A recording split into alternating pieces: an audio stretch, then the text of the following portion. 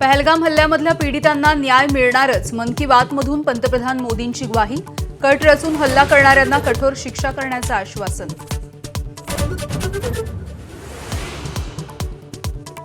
पहलगाम हल्ल्यामधल्या आणखी 4 संशयित दहशतवाद्यांची घरं उद्ध्वस्त. आतापर्यंत 9 जणांची घरं जमीनदोस्त. लष्कर-ए-तोयबाच्या कारवायांमध्ये सहभाग असल्याची माहिती. काश्मीरमध्ये मोठं कोम्बिंग ऑपरेशन. दहशतवाद्यांना मदत करणाऱ्या 446 पेक्षा जास्त लोक ताब्यात. मागील 2 दशकामधली सर्वात मोठी कारवाई. पाकिस्तानी नागरिकांना भारत सोडण्याच्या अल्टिमेटमचा आजचा शेवटचा दिवस.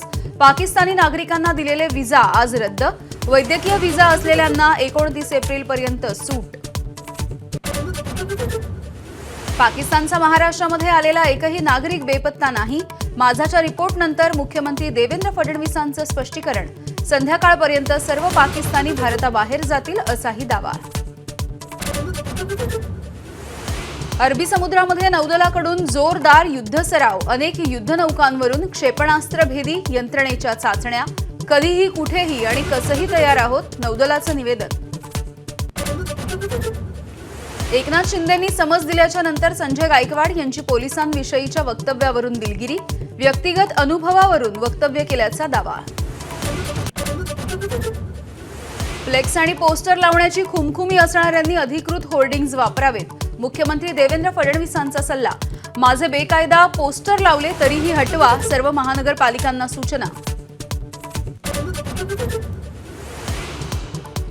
जळगावमध्ये ऑनर किलिंगची घटना. चोपड्यामध्ये प्रेमविवाह केल्याच्या रागामधून वडिलांचा मुलगी आणि जावयावरती गोळीबार. मुलीचा मृत्यू तर जावई गंभीररित्या जखमी. सांगलीच्या जतमधल्या आश्रमशाळेमध्ये विद्यार्थिनीवरील अत्याचाराच्या प्रकरणी मुख्याध्यापकाला अटक. उमदी पोलीस ठाण्यामध्ये पॉक्सोच्या अंतर्गत गुन्हा दाखल.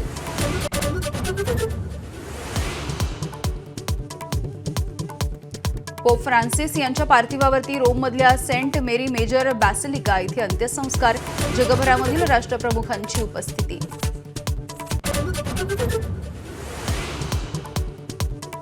आणि आयपीएलमध्ये आज डबल हेडरमध्ये मुंबई भिडणार लखनौला. संध्याकाळी दिल्ली आणि बंगळुरू आमने सामने.